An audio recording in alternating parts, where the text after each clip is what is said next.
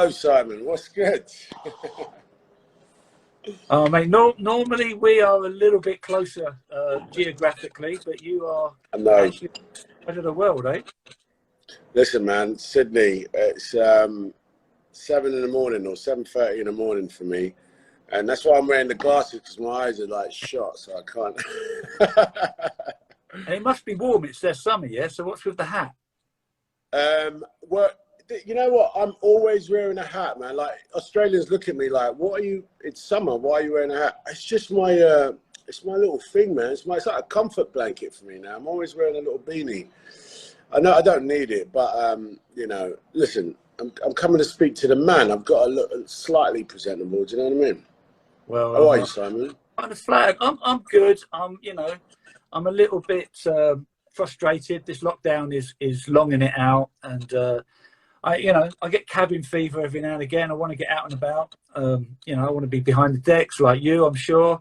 I want to see people in front of me having an amazing time. That's what I've done literally all my life. So it's been majorly frustrating. So, but we're super excited. We've since the summer when we spoke, when you played No More Looking Back, when you joined us for our live stream, and I heard it and I got in touch with you. It's been a long while it's coming, but it's actually out this evening. So hence the conversation. I just wanted to talk a bit about how you got to the point of working within a city. But before we start that, just a little bit of background, actually, because everybody knows you for your acting. And more and more people are becoming aware of your association with music and DJing, and you know, and so I bet people just go, oh yeah, he's just DJing because he's an actor and he can now. But I know you have a big clubbing history. So whereabouts in London did you do your clubbing back in the day? Well, I mean, first of all, thank you, Simon, because, you know, no more looking back, Undefected. I'm so like super excited about that. It's like that's a milestone for me. I just want to tell you that up front, and thank you for all the hard work. But anyway, yeah, man, you know, I definitely, people always go to me, why are you DJing? Oh, you're one of these DJs all of a sudden. But I've been DJing before I was acting. I was DJing at 14, you know, and before I could club, I was a wedding DJ with my uncle. So, you know what I'm saying? Like, I started sort of clubbing, not really clubbing. I started, you know, I was working on a sound system at 15, 16, and I went that route, you know what I mean? Sound systems were like house parties and warehouses and all of that stuff, and that's where I started. Me and my boy Boogie, shout out to Boogie, and then I did the pirate radio route. Worked in pirate radio, and at that time I was really playing R&B and hip hop. Do you know what I mean? I'm like a product of hip hop. You know what I mean? I was practically 13 years old when I first heard, no, 12 when I first heard my first hip hop record. And then, you know what I mean? I was just in love. And then DJing came naturally. And so pirate radio, and then clubbing. I was all over East London, really, man. Like, I kind of say the first club I probably went to in East London was a little club called, I think it was called the Uppercut. I think it was in Forest Gate. It was a roller skating rink. And they used to have all days at the Uppercut. It was in Forest Gate. You could roller skate, or they'd have parties there. I think that was probably the first time I was sort of stepping out as a, you know what I mean, young whippersnap. So, I mean, two things there, actually. Roller skate and roller disco's back big time. I don't know if you noticed really? that. No. Big resurgence in that, which makes me happy. But pirate radio, right? So that's do you ever get in trouble? I mean, you know, it was illegal back in the day, and people jumping on roofs and hanging in doors. And, yeah. Well, yeah. Any story? I never got in trouble, if I'm honest, but I had to just do some quick, you know, get out. I worked on Climax FM, big shout out to Climax, who probably still going. I did another station, I'm blanking out this morning, but, you know, my pirate days were like, you know, you'd go into a little warehouse somewhere, up a lift, take a left, down a corridor, past the toilet, room on the left. And there was probably either a window or a window just outside, because if the DTI came, it was like scramble. They even told you, don't bother taking your records, just dash Yeah. because you're going to jail and they'll confiscate your records anyway and it'll just make it harder. And them times there, you know, you're bringing boxes, you know what I mean? Or you programmed your show. Do you remember the record bags? I would never leave my. It'd be like I'd be there, you know, just like no way. I remember like it was vinyl, and then when you could take CDs, you could take a bigger collection on less stuff. You had that, you know what I mean? But I never got in trouble, but I definitely had to do some, you know, running. Like the the station manager would call and be like, DTI's onto us, shut it down. They'll be there in like 20. DTI is the Department of Trade and Industry, yeah, and they used to arrest people for doing pirate radio, confiscate all the gear. It was a cat and mouse game all the time. There's actually a really good documentary on BBC that you can watch about pirate radio if you're interested. But so when did acting start to take over? You know, when did you? It was a simultaneous thing, you know, like because listen, I was decent at school, decent grades, but my favorite grade was drama, yeah. And I was decent at music, decent at geography, maths, you know, English decent, but drama was like straight A's. And I just remember my drama teacher, Miss McPhee, was like, look, you're really good at this, you know, if you want to take this seriously, there were some programs. And that was it. I was 16, leaving school, and I decided to go to college to take on drama as like, you know, full time. But at the same time, I was, you know what I mean, still DJing, still like in the sound system. And then, honestly, at 17, I went to college for about 2 years, came out of college, and I was sort of like primed, you know, like young actor, just at a time where, you know, we're talking about, you know, early 90s, just as the world was sort of ready to accept some new fresh blood into the game. And I ain't gonna lie, man. I was very lucky. My first gig I got for the BBC. It was like some kids TV show. I'm not gonna tell you the name because you can look it up and see some horrendous pictures of me. But I remember that was the first gig. And at 19, I got this nice gig. I got paid the most money I'd ever been paid. The most money my mum and dad had been paid. We were like, what? Where are you getting this money from? And that was the first sort of step. But I never let go of my DJing. Like most of my money went on equipment. You know what I mean? Like I remember buying like this drum, you know, the Roland Groove Box. You know what I mean? Back in the day.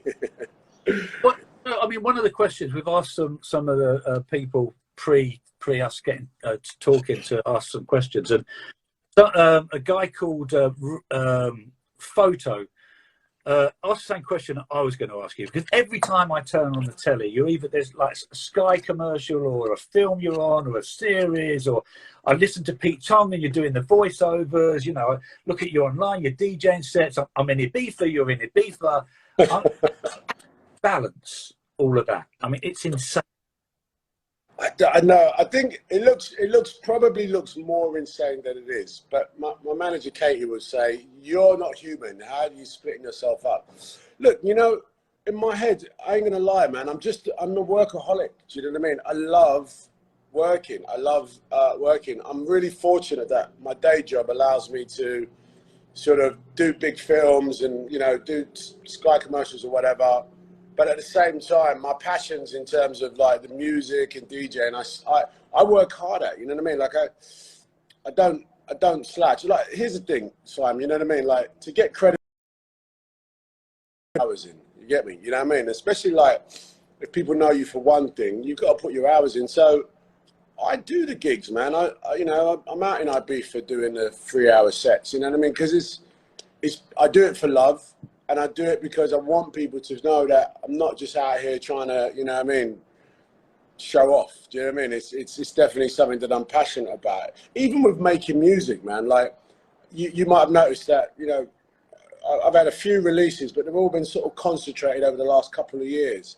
As long as I mean, I think you and I are probably the same age, right? I could have been put, huh? You're way younger than me, so. Way younger? No, Yeah. I don't know about that. Oh, well, You don't know how old I am, mate. You see these greys, bro? Coming in, mate. But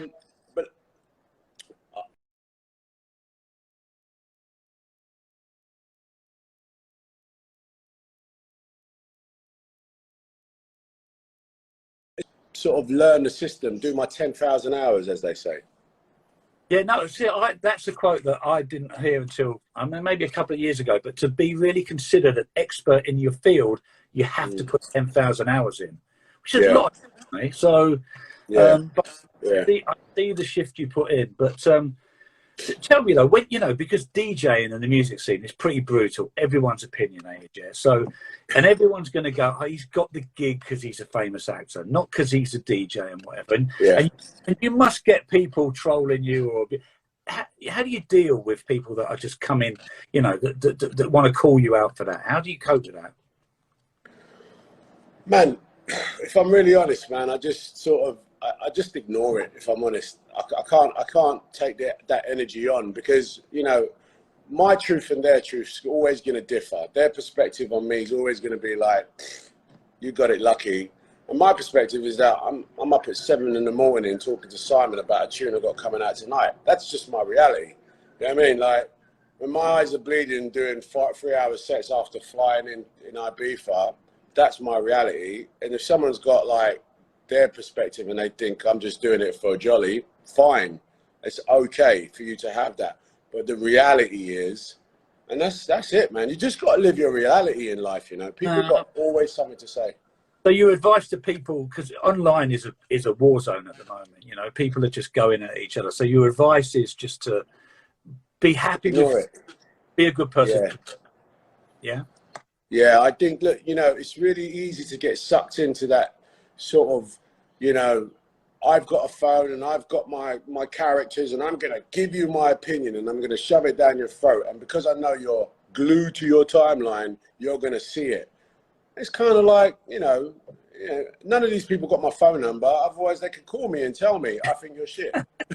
But no one's calling me, telling me that. The people that call me love me, and that's it. But I definitely feel like, listen, it's a two-way street, right?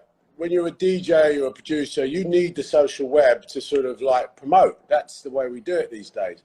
But you've got to calibrate that with the influx of what you put out and the energy you get back. Do you know what I mean? If people are hating on you a lot, man, you just got to try and deviate from that sort of sect, and go towards the people. Even if it's 3 people that go, yo, I actually like that mix, or I think you're doing good. Move towards those people, because they're going to elevate you. And these people are going to just dry you up like a prune. You know what I mean? You don't want that. That's really good advice. I mean, you get it, you get it on the dance floor. Sometimes it ain't working for you, and you're like, you get the sweats, and you're like, oh, it's not working. And then I just see one person that's having a great time, and I focus on them, and it just resets my mind, and then it really works out. But if you focus on the guy that's standing there saying, "Impress me," you're well. It's hard. It's hard. I've been there, man. I get that a lot. People don't know. People come to my sets just because they're curious and just because they want to go, all right, wear all that. Do you know what I mean? But I'm one of these sweaty DJs that works really hard. Like I'm a dancing DJ. I just get into it. And sometimes that becomes infectious. Other people start motivating other people just to get into it. I mean, I've had those days where them sets are tough and the criticism's right on your back, but you just got to keep moving, you can't let that shit bog you down. I agree. So tell me, you're making records. You said you've been making records a lot more recently, and it's a big investment for your time and energy. And then you make a record with one of the original techno pioneers from Detroit. How does that connection happen? I have to say that is just, when I say, the energy you put out is what you get back in, I have to tell you, man, there's no way that I would have got this record opportunity to work with Kevin and In the City if I wasn't sending mad love to them in the first place. I remember, like, I had this bootleg of Big Fun that I was battering. I was battering in Ibiza, battered it in Coachella. And you know when you got one of those go-to records, you're like, oh. And as soon as I cut that in, it was like hands up. And I've forgotten who done it, but they done a proper dirty bass line on it. And I think a video went out of Coachella that Inner City saw. And they were like, oh, okay, our boy's showing us love. And essentially that just opened the gateway. So, we got an email saying, listen, Kevin, I'd love to talk to you about a track. I was like, what? I swear to God, I couldn't believe it. I was like, that's got to be a joke. And the truth is, you know, it turned out to be very real. We worked on 2 songs, so he invited me to come to Detroit. Listen, bro, when you talk about balancing, I remember I was working on a film and I was telling my team, I was like, I've got to go to Detroit. They're like, go to Detroit. No, you're filming. I'm like, no, you don't understand. This is something that I have to do. So we ended up managing to do it. I went out there for 2 days. And I worked with Kevin and Deontay's back. Shout out Stephanie, and bless his heart, man. He plays the keys for Inner City. Wicked dude. I've forgotten his name. And he came through. And listen, it was, you know, as big as they are as artists, man, they was grassroots in it with me. You know what I mean? Like, they played me a song, which was We All Moved Together. It wasn't named that at the time, but that's the song that we started working on, that they wanted me to come in and voice. And then I had my little demo and I was like, oh, I've got to play this track to Inner City to see if they'd be interested. You know, the original, there's an artist called Nadine who sung on the original and demoed it with me. And that was what I played to Inner City. And I'm not lying, Simon, you know, like, how do you play them a tune you want them to work on? You know what I mean? It was like the moment of press play was like, dun, dun, dun. I bet they were equally nervous though, but you know, no, man, come on. But you know, it's like, so Fast Track, you made the record. Kevin's actually trying to get in, and Kevin, we can only speak one person at a time. So when I sign off with Idris, we can have a chat. But what's up, Kevin? How you doing, sir? So, but yeah, so you played it on the live stream. I actually called your manager, Katie. I said, Idris just played a record. What is it? She told me, and I didn't know, obviously, it was within a city. That just made it even more. I was like, got to sign this record. It'll be amazing on Undefected. And, you know, we had a couple of chats in the summer. And I'm thankful that it's coming out tonight. Just quickly, any messages for people in lockdown? What's it like, you know, in Australia? You know, I'm actually quite hopeful we're going to have a summer. Yeah. Vaccines in, people are being more sensible. People that are more vulnerable are going to be protected because they're having the vaccine. The kids, they're not as vulnerable and they're just raring to go. And so I'm quietly optimistic, touching wood, that we're at the back end of Ibiza. Listen, man, I think, you know, quietly optimistic, loudly optimistic. We just got to be optimistic. You know, I know, you know, it's easy for me to say I'm in Sydney and COVID here has been arrested 100%. But, you know, I mean, my family and everyone are in the UK right now, and it's bleak. And I'm, you know, hoping that everyone just keeps the optimism up. You know what I mean?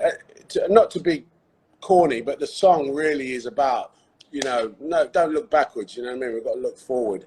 I really hope that, you know what I mean, people, one thing I have to say, man, is that when I was in lockdown in America for 8 weeks, not allowed to go nowhere, 8 weeks when I had COVID, and it was drastic, man. It was a real depressing time, but I just found meditation. I just found finding ways to just explore my own psyche, explore my own brain. You know what I mean? If you think that the expanse of the brain is about the same size as the universe we live in, you've got infinite places to go to within your own self. And that's like I'm not trying to be airy-fairy. It's just a mechanism I found that I use. You know what I mean? I learned to play the guitar in that space. I put myself in a rocket and just expanded around my brain. Do you know what I mean? Just to kind of not see the four walls around me. So, you know, I'm saying that to say, man, as a sort of message of solitude to people that are in lockdown right now, you know, we're all going to get out of this at some point. We've got to look forward and be optimistic. And hopefully, like Simon, what you're doing as a label, you know, working with me, working with Kevin, giving people some stuff to sort of eat up, you know what I mean? Stuff to inspire them. That's all part of this collective journey for us to get through this, man. Broadcasting into people's homes and giving them some positivity. We all know how important music is as an escape vehicle for people when they lose themselves in music. So it's, you know, it's been acknowledged, and we've got some plans to continue that over the next few weeks until the summer. So, but I just wanted to say, well, 2 thank yous. One, thank you for believing in us and signing the record to us, and hopefully we're going to do you proud. We're going to work it really hard. And then thank you for taking time out of your incredibly busy schedule and getting up super early and joining us, man. It's much, much appreciated. Listen, dude, I just want to say thank you on behalf of, you partnered up with me and my little label, Seven Wallace, and we're really appreciative. We've learned a lot on the journey working with Defected on a release like this. So thank you for that. And Kevin, I know you're watching, and I'm going to be watching your stream. But thank you for the opportunity, Inner City, for making this big tune. I love this tune. This is one of those tunes that if I heard, I wish I'd made. And I'm thankful that I made it. It's one of them big tunes. They're the best. Idris, thank you very much. Much appreciated, man. All right, Simon. Travel, Jeff. Cheers. Bye, everyone in the comments. Love. Cheers. See you later. See you later on.